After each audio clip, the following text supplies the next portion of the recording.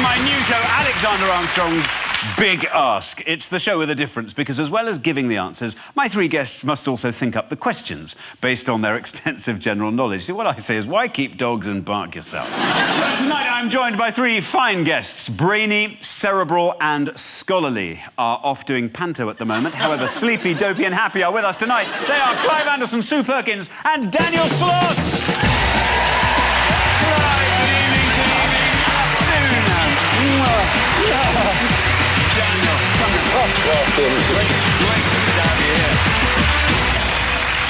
There we are. Brilliant. Oh, sit yourselves down.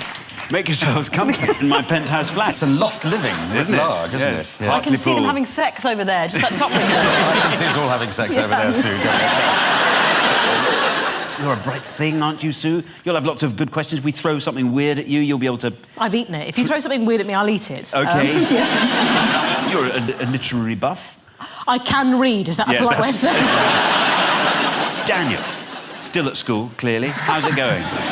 Good luck with those 11+ results, by the way. Yes. You've been a stand-up for years now, haven't you? Yeah, 4 years, so half my life. You went into comedy to get the girls. Sure, yeah. How's that going? And it's been working. No, Could I be any more patronising? I'm so sorry. Give it a bash. Yeah. I would say if you can make a girl laugh, you can make her do anything. It's a lie. Clive, you're known, obviously, you're known on the telly. You're known in the courts. Along the way, you've asked a great many questions of people. I asked an unfortunate question once. I got provoked by Cher. In the way she was teasing me a bit. So in an attempt to sort of just change the subject and get onto rumours that were going around at the time, I said, Cher, but you look like $1 million. Is that how much it cost? It didn't get that. Was there a flare in Cher's nostril from that moment on? Well, I think she'd had that inserted earlier, but...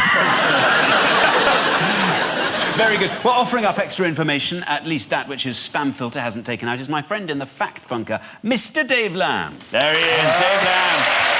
Hello, Xander. How are you, Dave? I'm very, very well.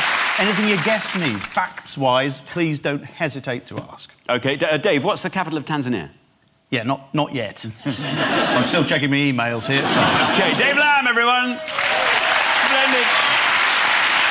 So, on to round one. I have handpicked a category for my guests, and their job is to come up with a tantalising question which the others must answer. Now, Clive, you famously worked as a barrister. I mean, you've come across a great many forms of lowlife from your subsequent work in television, yes. Of course. And so the subject which suggests itself for you is villains. OK. I have a picture there for you. Ming the Merciless. All right. Look at that collar. They didn't trust him not to lick those stitches, did they? Villains. Well, now, my villainous question goes back to 1750, which is what, 10 to 6, isn't it? But 1750 the year, and how did the prisoners at the Old Bailey cause the death of the Lord Mayor of London, 2 judges, and I think about 60 other people? It was in 1750. That's my question. Was it carelessness? How was mass death caused at the Old Bailey in 1750? Please write down your answers. Ned Kelly was a 19th century Australian outlaw and folk hero who was also a cattle rustler, horse thief and murderer, or as they call them down under, a bloody good bloke. So, Clive, you asked how prisoners caused the death of 2 judges, the Lord Mayor and 60 others at the Old Bailey in 1750. Daniel and Sue, have you got answers yet? I'm on Facebook at the moment, I think it was a minor catering mishap. Maybe prisoners made sandwiches, maybe the sandwiches were distributed, maybe the sandwiches were not good, maybe the sandwiches killed everyone, just maybe. Odd enough, when you go and see your clients, if they happen to be in prison, there's always a moment when another prisoner brings in a cup of tea. Oh. And you think, I just want to check, who is this guy? Is this mad Frankie the Poisoner that I represented before? Daniel, what have you put there? I've gone for disease via faeces. It's the 1750s, medicine wasn't as good as maybe they soiled themselves or they covered them. They're the only weapon they can properly access at any time they want. Just park an otter. Yeah.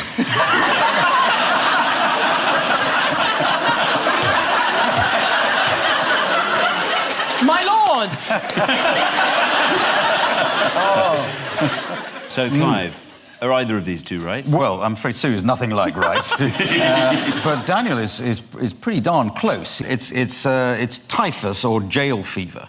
Well, you got arrested, you were thrown into jail. You either were found not guilty, or you were found guilty and hanged, or more commonly, you died of jail fever or typhus. The Old Bailey, when they rebuilt it after the Great Fire of London, they built it open air. And as years went by, some improvements went on, so they enclosed it and put a roof on. And that meant that jail fever, which spread to the judges, and the Lord Mayor was there in his judicial capacity. So most people died in prison from jail fever rather than from having their head chopped off or being hanged. It was that bad. Death sentence is probably the easy way out. Yeah. But if you take a judge with you, it doesn't seem so bad, does it? Doesn't seem so bad at all. An excellent question. Thank you very much, Clive. Marvellous. Good.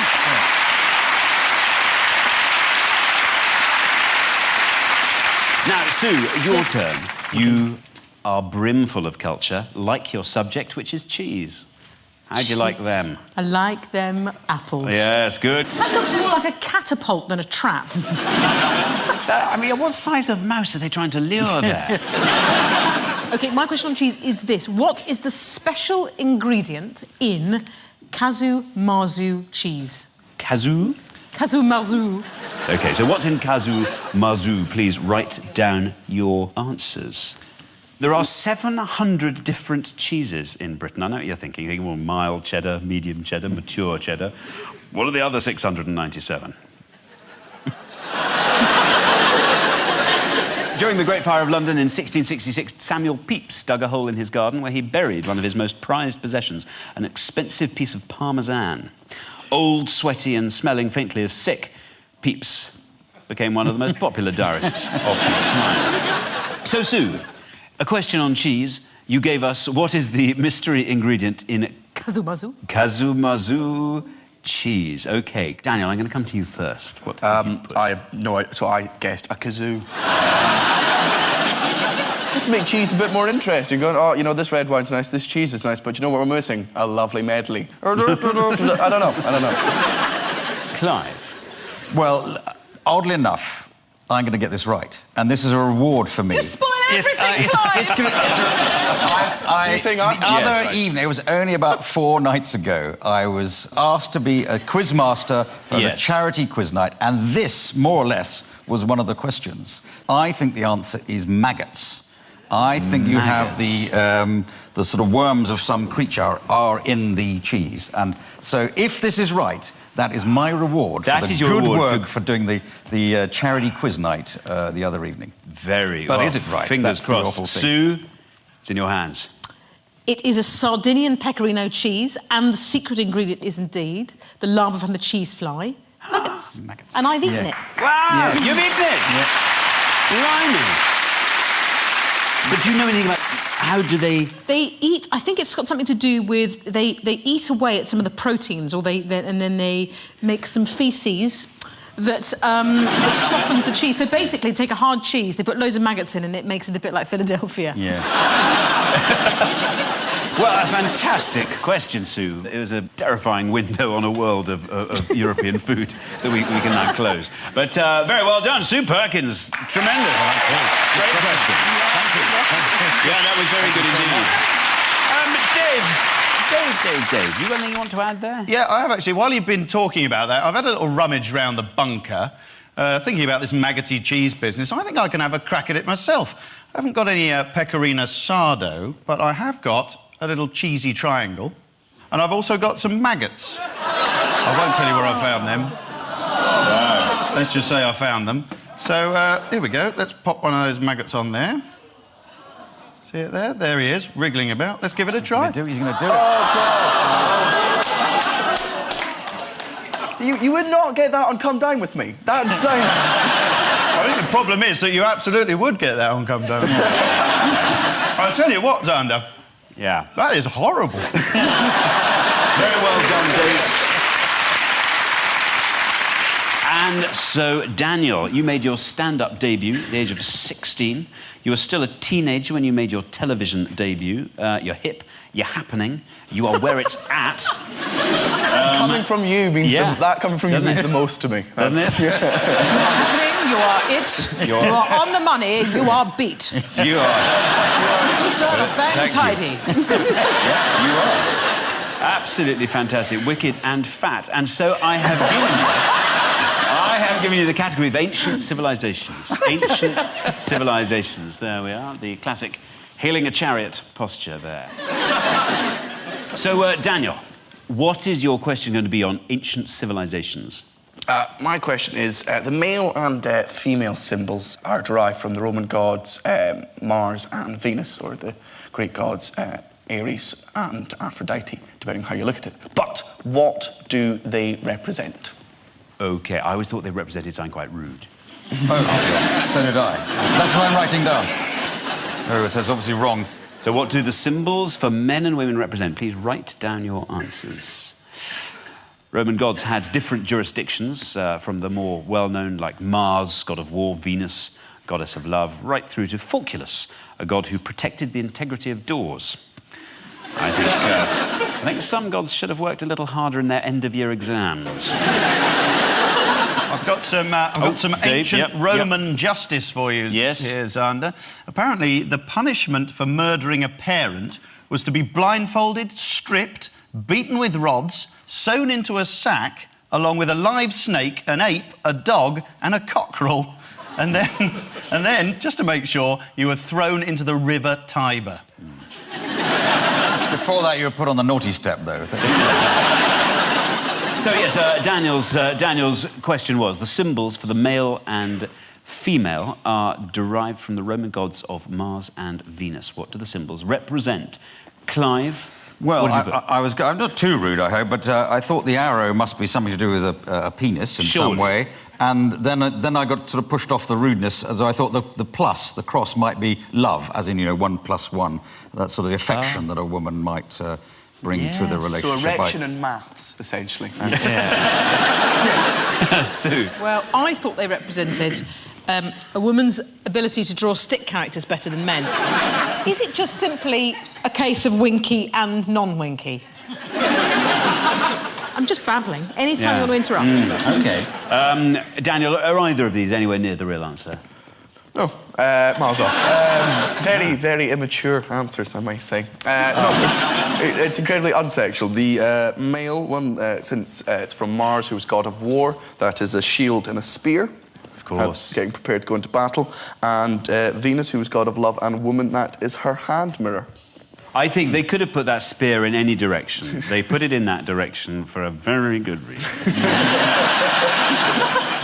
You know what I'm saying? Come on. That's better than just having the symbol of a hand mirror. What shall we use to describe womanhood? Yeah. Oh, just a little... like a compact case. A hand mirror with a crossbar. She needs like a special bar she can latch onto. Just because sometimes that second coat of mascara can make you very giddy. Yeah. An absolutely fantastic question. Very well done. You've flummoxed both of your compadres. Yeah. Very well done, Daniel. Splendid. Can I keep this iPad? I've gone right back to being 4 with this whole Etch-a-Sketch vibe. That thing could probably guide a spaceship to the moon and back, and we're using it to scroll penis on. How did you know what I was doing?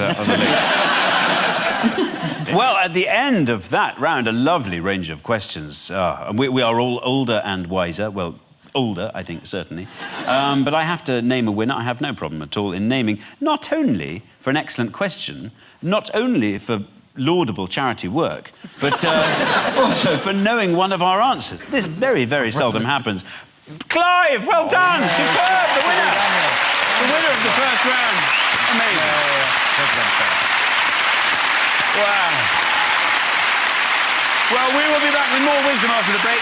Remember, it was Sophocles who said, wisdom goes with brevity of speech. Or, as he should have put it, shortness is clever. Back in a minute.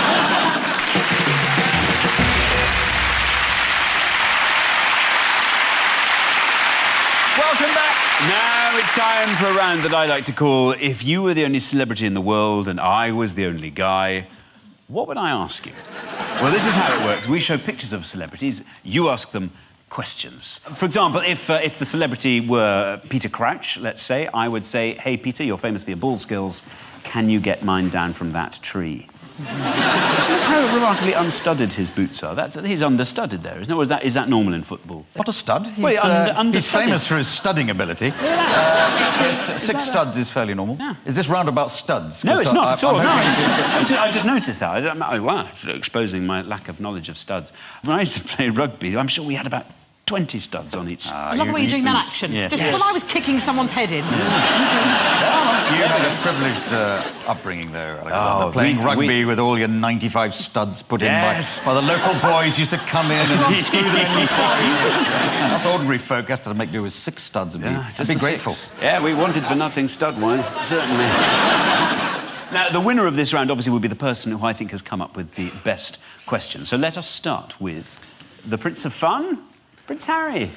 What racist joke has your granddad just told you that you're laughing at?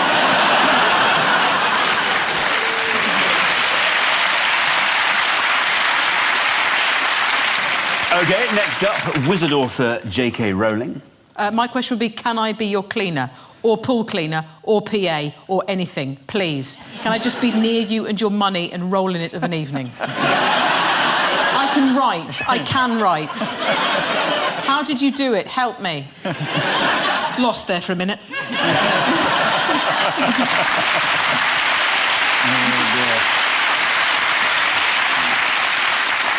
Me too.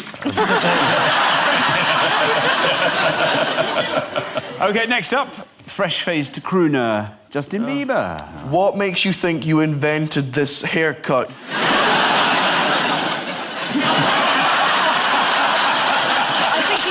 Can I point out that I had that haircut before you did? But, so enjoy it while you can. Next up, shopping expert. Yes, that is a job, I believe, isn't it? Yes, shopping expert Mary Portas. What's it like being Anne Robinson's ugly sister?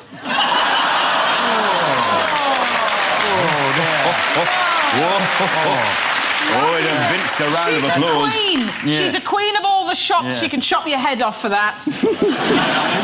My question would be, you know you can get most things online now.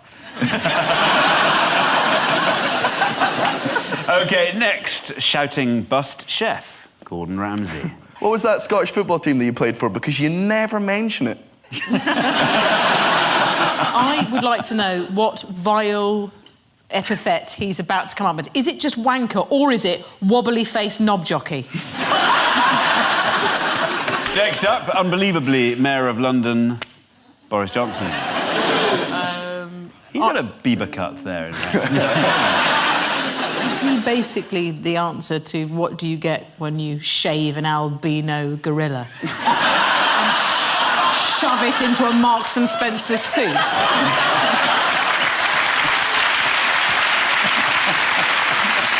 Very good. Well done, everyone. Astute questions which need answers. You've all performed extremely well. However, I'm going to award that round to Sue for her splendid homage to J.K. Rowling. Very well done. Very well done. No, you're good. Well, it's that time of the show when I have to delve into my dusty cases of Alexandra looking for something that tickles my fancy. And from the section labelled Big Dead Birds, I have come up with this. Yes. There we are. The dodo was a flightless bird which lived on the island of Mauritius and nowhere else, quite obviously. The first explorer to encounter the dodo described it as large, timid, and above all, delicious. What I would like you all to do now is to come up with a question on the subject of flight. It's only famous for being extinct, that's it. Yeah. Ironically, Darwin made extinct certain species. Which ones? There was a sort of owl. I know that sounds vague. You made that up. He was part of something called the Gluttons Club, and they basically ate rare things. Yes. And he ate the last something-eared owl and just sort of sucked its brains out and said, that was delicious, any more? And they said, that was it, mate. That's survival of the fittest right there, Yeah. you know. I'm going to write a book about this. Let's hear your questions on flight. Clive. Right. Poor old dodo couldn't fly, but a lot of things can fly. And my question is, which creature flaps its wings most frequently? In beats per minute. OK, is it a starling just after it's landed on the wrong cable? Sue. OK, my question pertaining to flight is, in 1987, American Airlines saved $40,000 in 1 year by just changing one simple thing. What was that? And Daniel, a question on flight from you. One celebrated hero of World War I flew 12 missions and was shot down, lost a leg, was replaced with a wooden one, and won the, I believe it was the Croix de Guerre. Croix de Guerre. My question is, what was his war cry? Was the war cry before or after he had his wooden leg? Well, these are all of them great questions. But I am particularly intrigued by this flying hero, the winner of the Croix de Guerre. Winner of the Croix de Guerre, 12 successful missions. Flew 12 successful missions. Lost a leg and had a wooden leg by the end of the war. Right, everyone, please write down their answers. When flying, a sparrow's heart pumps more than 400 times a minute, especially if it's sitting next to the bloke setting fire to his trainers. So, Daniel's question was, a celebrated veteran of World War I flew 12 missions, was shot, decorated and ended the war with a wooden leg. What was his famous battle cry? OK, Sue. Cowabunga! Clive. I think the RAF's motto is something like per adra ad astra, and I think this French guy, adapted that, but also sold out a bit because he wanted to make some money. So he had it as that, which ad astra are bargains. So that's... Daniel, are either of these two right? Not correct, sorry. So the war cry of this famous veteran was what, Daniel? He was a pigeon. No! A pigeon! Oh, brilliant. Jeremy was his name. Jeremy? Jeremy. Well, like Jeremy Hunt. He was flying through there, he was shot, but made it to the nearest British barracks, and he saved the lives of 196 men. Oh, wow. Fantastic. Pigeon, yeah. Typically cruel of the Germans to shoot down a poor defenceless pigeon. I assume he was defenceless, wasn't carrying any weapons, was there? Yeah, Dave, sorry, what was that? All the Dave? dodo. Tander. Yes, hello. Yes. I've actually found a picture of Jeremy. He's been stuffed and put on display in the Smithsonian. There he is. Oh, look at that, Jeremy. Oh. Hang on. Where's his wooden leg? Somebody's nicked it. It definitely was a wooden leg, it wasn't just a twig that got stuck in the phone. Very good. Thank you very much, Dave. Good question, Daniel. So, Clive, which flying thing has the fastest wing beat? Well, oddly, we get sort of local pride here if you happen to be in the west of Scotland, because midges have the highest rate, and they flap at, unbelievably, at 62,000 beats per minute, which is just over 1,000 a second. So it's an easy way to think about it, 1,000 a second. So how they sit and count that, I don't know. Scientists... No, stop. So, Sue, American Airlines were saving $40,000 a year after doing something amazing. They literally took out one olive in each salad served in first class. And the removal of that one olive in each salad meant they saved 40 grand a year. The Ryanair equivalent of that is to take out all the lavatories. Yeah. Well, at the end of that enlightening and thoroughly enjoyable round, I'm sure you will agree that we have a clear winner. Daniel. Splendid. Very well done. So time now for our no-holds-barred final round, and there is still time for you to impress me. I will select a category that you have not seen before, and first person to think of a question buzzes in with that. Then first person to think of an answer to that question buzzes in with that. It's going to be enormous fun. Here we go. Fingers on buzzers. Here we go. First up, detective. Oh, look at that. Super. The Arthur Conan Doyle story, Scandal in Bohemia, is famous for what? A scandal. It's the only one that Dr. Watson doesn't dictate, doesn't narrate. That's just a guess, but... Yeah. It's the only one where a woman outfoxes Sherlock Holmes. And she's called Irene Adler, but he just refers to her as the woman because he's furious. Splendid. So, OK, next category. The Egyptians. How do you walk like an Egyptian? Oh, you get a Bangles record. Dan. Sorry, that was premature. Well, that never Ladies. What did the Egyptians call the constellation that we know as the Big Dipper? What did they call it? We don't call it the Big Dipper. The Americans call it the Big Dipper. Well, we're pretty much, thanks to the foreign policy of Tony Blair, we're pretty much now. What are we talking? The plough? What are we Yeah, the talking? plough. Very well done, Clive. so- Yes, you got that right. I have another question. What did Sir William Wilson bring to England in the 19th century? An Egyptian. Yeah, a bit more. It's an Egyptian question. Oh, He was a dermatologist. Dandruff. Oh. Probably. He Dermatologist. was a dermatologist, and what did he bring to Britain? Tutankhamun. Needle. The Cleopatra's Cleopatra's needle, yes. Wow. Because it was given to Britain by, I think he was called Muhammad Ali, gave it to Britain, but we were too tight-fisted, even in those days, to actually do anything about it, so we refused to bring it. So he decided, off his own bat, and indeed his own boat, he brought it, and it sank on the way, and had to be rescued. Very well done, Clive. OK, our next category. Here it comes. Oh, the 90s. Yes. What was the highest grossing film in the 90s? What is it? Titanic?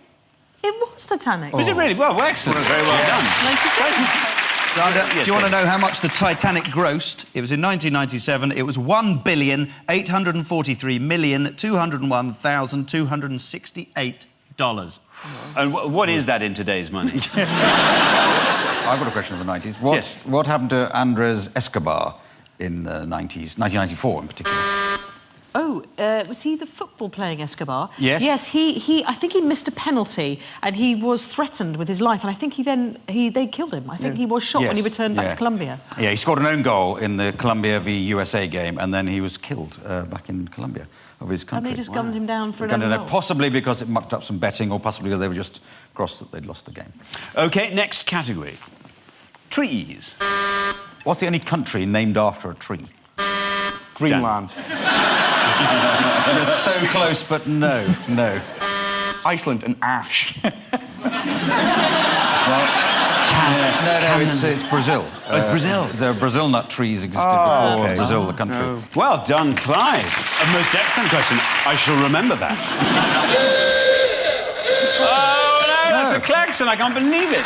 Well, we had so much more to mind. Right, well, that means time is up. So very, very, very well done. Well, at the end of that round, we have a winner. Of course, we'll be the winner of the entire game. And that, I have great pleasure in telling you, is Clive Anderson. Look at that. Yes, amazing. Well, it's the end of the show, and at this point I bequeath one of my former trophies to the Big Ask champion in recognition of their towering achievement. Tonight it is my school gym cup, awarded for general presentation. I was crap at gym, but boy, I was neat. And I am going to give this to tonight's winner, Mr. Clive Anderson. Oh, thank you. Splendid. There we are. Very much.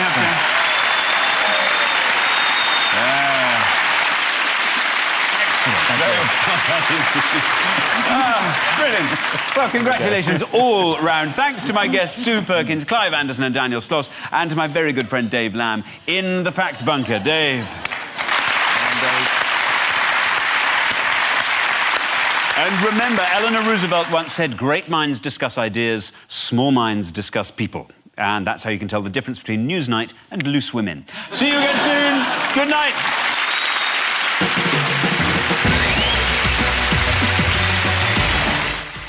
And the good news is Monday at 9, we've got brand new Alexander Armstrong's Big Ask with Jimmy Carr, Robert Webb and Andrew Maxwell. Next tonight, though, catch up with last night's premiere of Suits as Harvey's history starts to cause a few complications.